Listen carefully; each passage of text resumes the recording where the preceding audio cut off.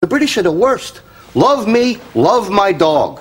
They love their animals more than they love their own kids. Wait, what? Nothing, I was joking. Phew. Listen, I've had loads of dogs. I'll teach you. Look, you see that? That means he wants to go for a walk. Have a nice walkies. Shouldn't I go with him? Janet said I should go with him. Why, you want to go for a walk too? Well, no. Arnie, why have you had loads of dogs? Because dogs don't live very long. They only live about a couple of weeks. No, they don't. They live about 15 years. None of mine did. No, please! Not Biggles! What the hell are you doing letting him out like that? He wanted to go for a walk. Go with him, you idiot. I told him you should go with him. You pillock, he could have been killed. Sorry. What's this round his mouth? Looks like some sort of welding material. There's a lovely boy. Sorry you nearly got run over. Off the sofa, please. I want to sit there. Yes, off the sofa, Biggles. I wasn't talking to Biggles. I want to sit with my favourite doggy. Who's my favourite boy? Yes, you are. You're not still cross with me, are you, Janet? You welded his mouth shut, Tyler told me. He's a very bad man, Biggles. That's right. He's a very bad man indeed.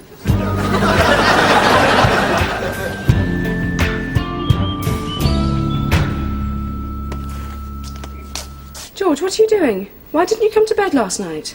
I just thought you'd have another go at me. Yeah, I would have had another go at you. That's what I wanted. I'm a woman. When I'm cross, I want to rant on and on, making the same point again and again and again, and all you do is spoil things by keeping out of the way. Do you want to go with me now? No, I can't be bothered now, damn it. Well, I am trying to love Biggles. In fact, I've worked out a way to get to know him better. Oh, yes, how? Well, you know how I get Superhero Monthly? And you know the way they have these adverts for new powers? So I can get a new power on a 14-day trial basis. Like you sent off that miracle spit. Yeah, exactly. I love that one. Yeah, me too. Anyway, I think I found the perfect power. Look. Are humans deafening you with their screams during disasters, then shut them up with the new Zip It? Less messy than welding. George, that's horrible. Oh, not that one, the one at the bottom. It's an earpiece that enables me to communicate with the animals. Oh, God, I'm living with Dr. Doolittle. Once fitted and tuned, the interspecies interpreter will enable you to converse with any animal on Earth except dung beetles. Why can't you converse with dung beetles? Why would you want to? They live in dung. Anyway, I filled out the form and I sent it off 10 minutes ago. Oh, George, it's very kind of you to try like this, but Biggles is only with us another week. By the time they've got your order and processed it and sent it... Package for sir, my man. Thanks very much. You're a couple of seconds late. Yeah, sorry about that. That service has gone to pot since they privatised it. George, can you stop that plant growing?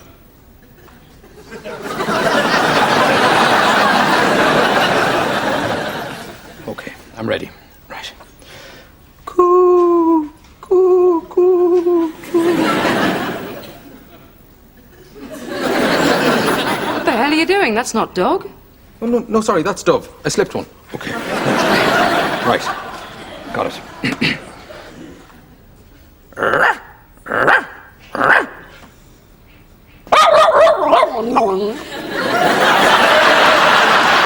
Janet, we're communicating!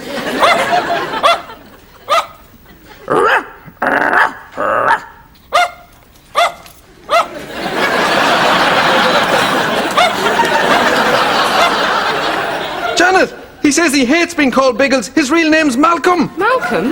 What sort of a name's that for a dog? George, ask him if he likes me. Okay.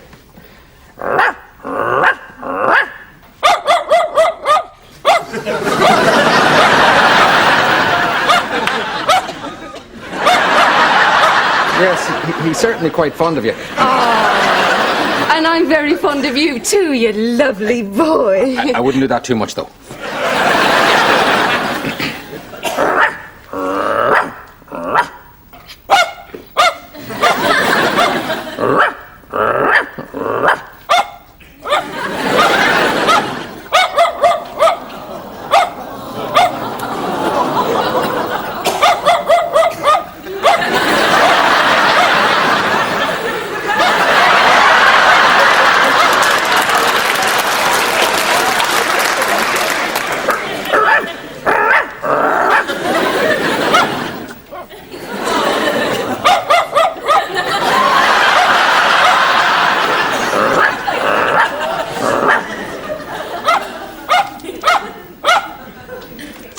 What a lovely dog. Janet, we've really got to help this dog. Okay. I think there's someone at the door.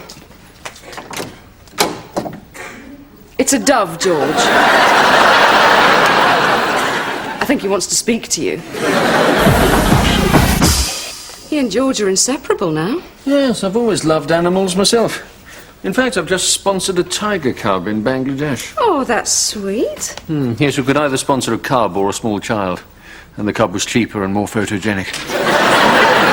What a lovely man you are. So, where's the new receptionist? Oh, she's running a little late. Someone, and I have a fairly shrewd idea who, broke into her car last night and removed her steering wheel. Have you seen Mrs. Raven since she left? Have I seen her? Have I seen her? What's she doing with the patients? She is a patient. I'm her bloody doctor. Oh, God, not again. Dr. Crispin, I wonder if I might say you I'm not feeling well. Mrs. Raven, I've seen you 4 times this morning and there is nothing wrong with you. You don't know that. You haven't examined me yet. I don't need to examine you. You are fine. Now stop trying to annoy me. I think I'm depressed. You're not the only one. Now leave me alone. It's since I lost my job. You know about me losing my job? Of course I know about you losing your job. Being Mrs. Raven. unfairly sacked by the boss from hell. Please keep your voice down. And it isn't funny, Janet. If only I had my job to go to, I wouldn't be ill, you see, and then I wouldn't need to bother you, Doctor. Please. Mrs. Raven, I'm begging you. I need to see other patients. Patients who are genuinely sick. I'm sick. I know, but not in the same way. Okay, I'm just going to ignore you now. I need to see other people. Mrs. Allnut, I'm ready to see you now. Mrs. Allnut, if you'd like to come through. Don't you want to see her first? No, thank you. But she's just collapsed. Mrs. Allnut, she is attention-seeking. Now, if you would like to come through. You're a disgrace, Dr. Crispin. Can I have my job back yet? No, you bloody can't. He's much happier without his coat on. I know. And he loved his walkies this evening. Where did you take him? New Zealand. There's less traffic.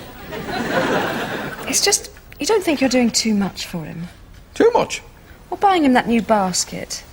He says all the best dogs get baskets from Harrods. And washing his blanket in fabric softener? I just want him to be happy, Janet.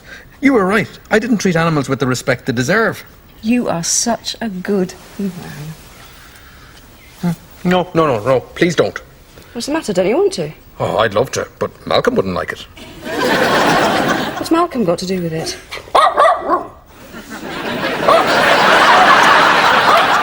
You see? I told you. He's jealous. He's a dog. I know, but He he's wants to be in bed with you. It's not me he's bothered about. Can't you just bung him in the living room for a bit? No, Malcolm says he can't sleep in the living room. The hum of the fridge keeps him awake. Oh, for God's sake. Can't you take him outside and throw him a stick to fetch? And how would that help? The distance you can throw will be gone for hours. I'm sorry, Janet. We've just got to refrain from intimate contact until Ella and Stanley take him home. That's not for another week. What's the stupid mutt whining about now? I mentioned your parents' names. It's reminded him that he has to go back to them. Poor thing. And when that happens, we'll all be very, very miserable. Won't we, Janet?